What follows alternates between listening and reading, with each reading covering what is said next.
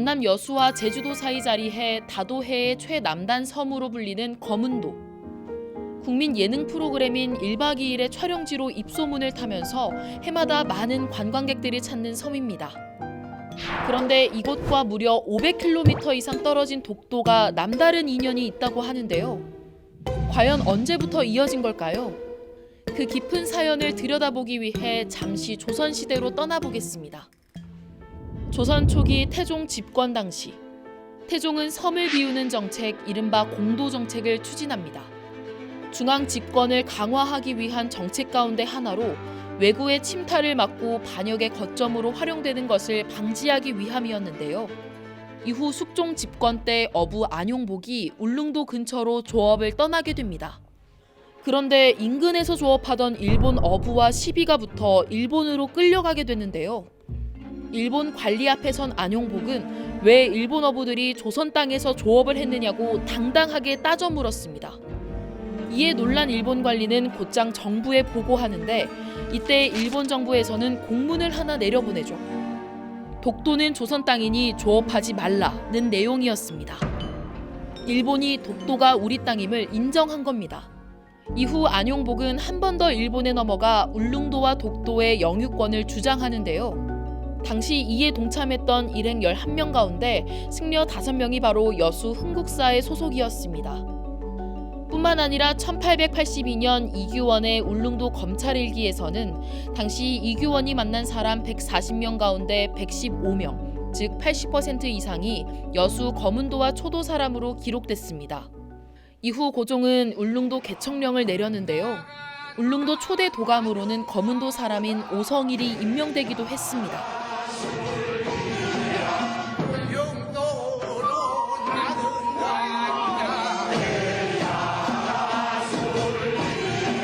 이 밖에도 거문도 어민들이 울릉도와 독도에서 미역 등을 채취하고 돌아갔다는 기록이 옛 문헌에 남아 있습니다.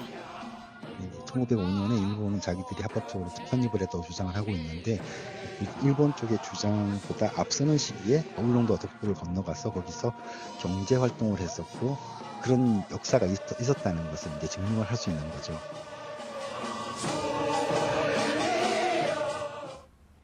(1905년) 일본이 독도를 편입하기 전부터 울릉도와 독도에 왕래한 여수 거문도와 초도 주민들.